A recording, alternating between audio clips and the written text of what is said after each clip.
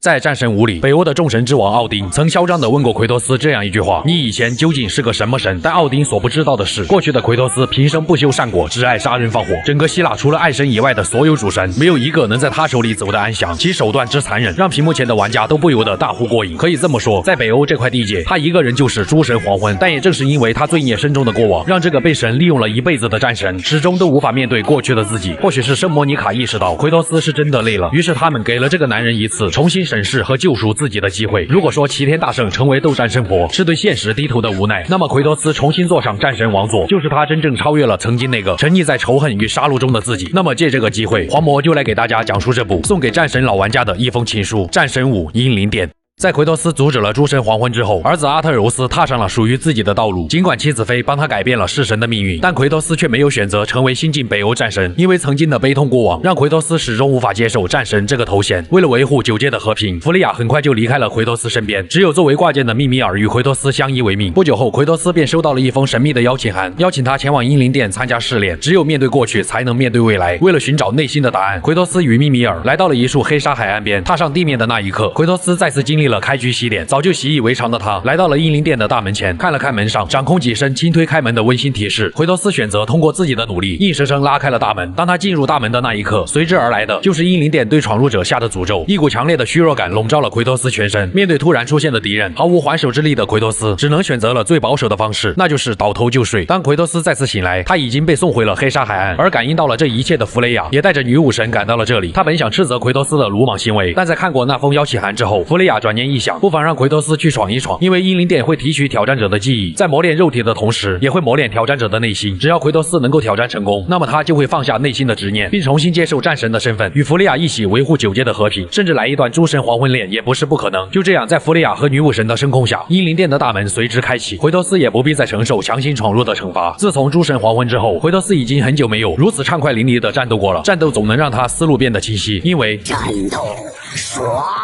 这里的场景都是基于奎托斯的记忆塑造而成。通过触碰上升之沙，奎托斯来到了英灵殿的内部，曾经属于他的战神王座赫然出现在了眼前。一个尖酸刻薄的声音也随之响起，每一个字都像尖刀一样扎进了奎托斯的内心，使他头痛欲裂。显然奎托斯还没有准备好，再次睁眼，他已经被送回了英灵殿门口。奎托斯明白他又一次败给了自己，但无论成功与否，他也要找出发出邀请函的神秘人。调整好心态以后，奎托斯再次出发。而这一次，随着天空的浓雾散开，希腊冥界3判官的雕像出现在了中心地带。奎托斯一路奋战，在击败了英灵殿选定的强大对手以后，他终于再次返回了王座室。但下一刻，原本挂在腰间的密米尔却变成了与奎托斯关系不太好的太阳神赫里俄斯。当年在奎托斯杀向奥林匹斯山巅的路上，赫里俄斯不慎被泰坦打成了重伤。面对奎托斯这个杀神，他不但没有悔改之意，还想欺骗奎托斯跳入必死的生活中。于是奎托斯对其从轻发落，没收了赫里俄斯的脑袋。这个虚伪的太阳神从此沦为了手电筒。回到现在，毕竟他这个手电筒质量还不错，奎托斯就把他又一次挂在了腰间，开始寻找被强制下线的密米尔。可太阳神这个话痨一路上都在言语讽刺奎托斯，连死了都不忘八卦一下奎托斯最近把哪个神话体系连过端了。之后熟悉的场景又再次出现在了奎托斯的眼前，这里不仅有着那个贯穿冥界与奥林匹斯山的锁链，还有属于希腊的宏伟建筑，甚至还出现了一座用于祭祀的房间。也正是在这里，奎托斯为了打开祭祀房的机关，选择了亲手把一名雅典士兵活活烧死。看来英灵殿是想让他再来献祭一次，而那名士兵的尸体居然都还在笼子里。毕竟奎托斯现在已经不是那种人了，于是他取下了太阳神的头，将之锁进了铁笼之中。随着亡灵军团士兵出现，无数的回忆涌上心头，就连那把奥林匹斯之剑都再次出现在了奎托斯的手上。要知道当年为了抢夺这把神剑，他可是和宙斯打得有来有回，最后更是差点提前捅出大结局。只是雅典娜替宙斯挡下了这一剑。时隔多年，奎托斯挥舞这把神剑显得更加得心应手。很快他便温柔地将太阳神推进了祭祀房。随着火焰机关启动，奎托斯显得有些心虚地转过了头，但下一刻太阳神却变成了密米尔。奎托斯本想立即停下机关，但扳手却被他扯了下来。完了，这下彻底没救了。但现在也顾不上这些，奎托斯立即上前，用蛮力愣是把铁笼给硬生生撕开。见奎托斯胆敢强行打破规则，英灵殿直接把他们丢进了被高温所覆盖的界域之中。二人眼看就要被融化，就在千钧一发的时刻，女武神西格路恩冒着生命危险出现在了这里，并一把抓住了他们。高温使得女武神背上的羽毛都被引燃，强忍灼烧带来的痛苦，她强行开启传送门，将二人带出了英灵殿。回到黑沙海岸以后，女武神西格路恩在重伤的情况下，都还要确认一下密米尔的安全。谁让密米尔是她的情人呢？好在女武神拥有强大的自愈能力，这才没有生命危险。奎托斯在向女武神道谢后，便再次回到了英灵殿。在继续前进的路路上，根据受害者密米尔回忆，他不见的那段时间里被送到了另一处地方，失去的身体也随之恢复。奈何体验卡的时间太短，他甚至都还有点舍不得走。二人谈笑之间，便重返了祭祀房。太阳神又一次把密米尔挤下了线。奎托斯对此似乎已经习以为常。在让没见过世面的独眼巨人大开眼界后，奎托斯来到机关面前，将太阳神的头放下，选择将自己关进了铁笼之中。唯有承受自己当年给别人带来的痛苦，才是解开谜题和心结的关键。果然，在经过了烈焰焚烧过后，奎托斯终于来到了英灵殿的最深处。密米尔也重新回到了他的腰间。当他转过头，才发现原来发出邀请函的神秘人正是前任北欧战神提尔。这里说句题外话，因为当初狂魔在做战神5的时候只通了主线，就误以为提尔已经被奥丁杀害。但在做完视频以后，才发现通关后的支线里，提尔竟然还活着。回到正题，之所以提尔会邀请奎托斯来到英灵殿，是因为他知道没有任何一个人比率领众神阻止诸神黄昏并受到万人敬仰的奎托斯更适合成为新晋北欧战神，所以他才会想尽一切办法帮助奎托斯解开自己的心结。但在此之前，奎托斯想要面对最终答案，就得先过了提尔这一关。作为游历了各个神话体系的战神提尔，早已能够熟练使用包括斯巴达武装在内的任何武器。奎托斯也不由得燃起了战意，甚至掏出德罗普尼尔长矛与提尔站在了一起。二人打的那是有来有回，但论战斗，提尔终究还是无法战胜奎托斯，毕竟只是点到为止。奎托斯像当初拉起弟弟德莫斯一样，将提尔从地上拉了起来。而大门之后的答案，也是时候去瞧一瞧了。可就在奎托斯推开大门的那一刻，他却根本无法直视里面的东西。著名剑圣韦明一心曾说过，犹豫就会败北。显然奎托斯还需要更多的磨练。他又一次回到了英灵殿门外，在奎托斯看来，他已经知道门后的东西是什么了。如果想做好真正面对他的准备，那么就得不断通过战斗来赢得英灵殿中越来越强大的对手，以及开始动真格的提尔。经过一次又一次的战斗，奎托斯终于得以通过眼前的3个物品和占卜池以及提尔的引导，展开了属于他的回忆。第一个物品是誓约石。当年为了抵御来自东方的野蛮人的入侵，奎托斯将灵魂出卖给了战神阿瑞斯。但他出卖灵魂不仅仅只是为了满足自己渴望的强大力量，因为一旦无法阻止蛮族的入侵，那么奎托斯的家乡就会遭受屠杀和欺凌。你可以说他是在为自己的行为找借口，但不可否认的是，奎托斯是一个为了保护自己的国家和所爱之人，甘愿付出一切的战士。当然，这枚誓约石不仅代表了奎托斯对战神阿瑞斯的誓言，也代表了在升天中那个甘愿付出生命为他打破誓言的奥克斯。也正是从这一刻开始，奎托斯亲手烧掉了自己的家，并接受了服侍众神的漫长生涯。第二个物品则是太阳神赫里俄斯的太阳盾。太阳盾可不仅仅只代表了脑袋被没收的太阳神，也代表了在奥林匹斯之恋中，奎托斯为了阻止冥后毁灭世界的阴谋，不惜和女儿卡利厄佩分别，并用自己的生命驾驶太阳战车，将太阳送回到了天上。善良不是结果，而是过程。那时候的奎托斯还并没有被仇恨蒙蔽双眼，说明他的内心其实还是有为了众生牺牲自己的觉悟。奎托斯本应坠落而死，幸运的是赫里俄斯和雅典娜将他救了下来，而代价也将是继续为众神服务。但也正是在为众神服务的漫长生涯中，奎托斯逐渐对他们失去了信仰和信任。第三个物品便是潘多拉的雕像。这个名叫潘多拉的小女孩曾是打开潘多拉魔盒的钥匙，在奎托斯与潘多拉相处的过程中，让他想起了自己的女儿卡利厄佩，于是奎托斯对她产生了一丝父女之情。但这个小女孩最后却用自己的生命熄灭了围绕魔盒的圣火。魔盒里面既代表了那些被邪恶情绪影响的众神，也代表了那一丝希望。在将希腊众神屠戮殆尽后，奎托斯兜兜转转回到了原点。他并没有将这股力量占为己有，反而是用自己的生命把仅剩的希望还给了人间。原本因为众神死去而残破不堪的希腊，不但有了生的希望，甚至还迎来了一个没有神压迫的世界。其实当年奎托斯的每一个选择都会塑造一个不同的世界，但他当时哪怕是被仇恨蒙蔽了双眼，都还是选择了拯救希腊众生。说明在奎托斯的内心深处，希望与恐惧、爱与恨都存在于他的心中，关键在于让哪一种情绪来指引他最终的选择。这一刻，奎托斯终于明白了其中的道理。或许重要的并不是战神王座本身，而是坐在他上面的神。准备好真正面对过去的奎托斯来到了那扇大门之前，在犹豫片刻之后，他终于下定决心推开了大门。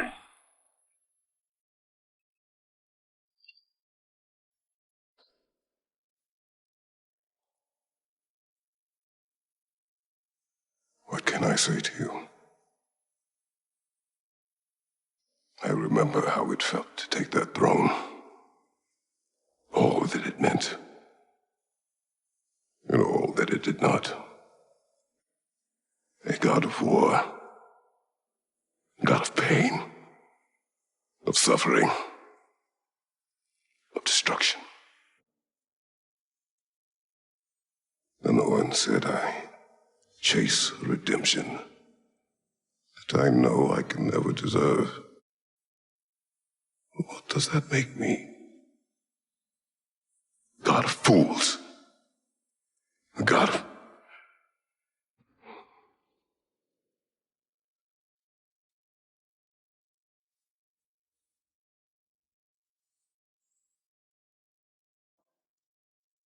hope.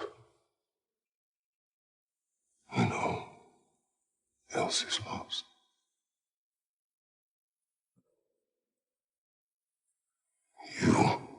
lost everything and everyone.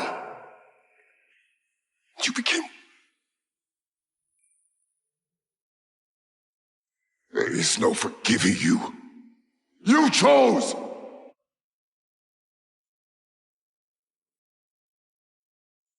I chose.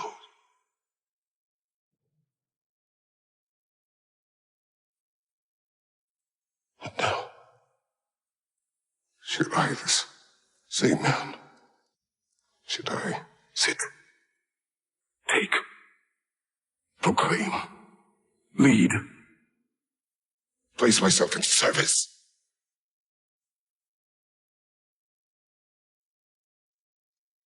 In service? Should I lose everything and everyone? There's to be enough left inside so that I do not become you.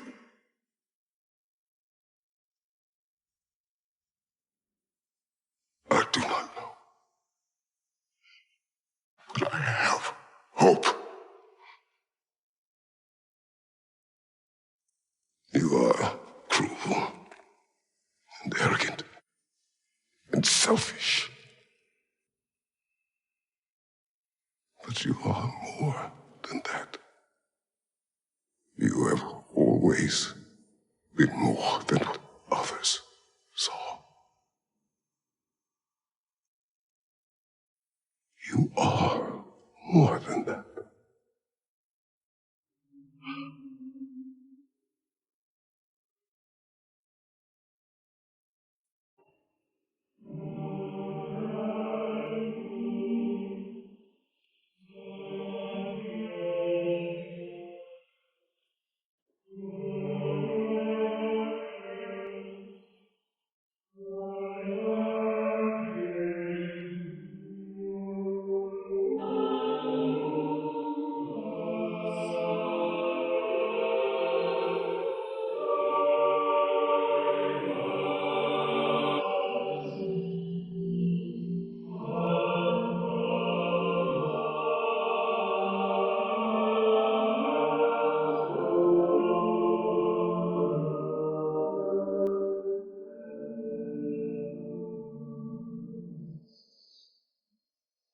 Well, looks like I missed everything.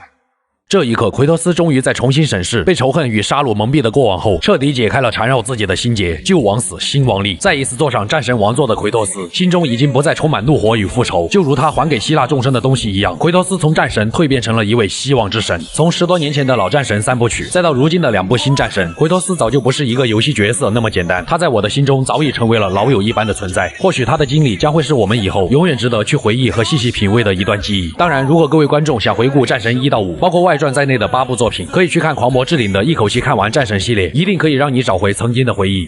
要这天再遮不住我的眼，我要这地再埋不了我的心，我要那众生都明白我的意，我要那诸佛都烟消云散。我是修片狂魔，咱们下期再见。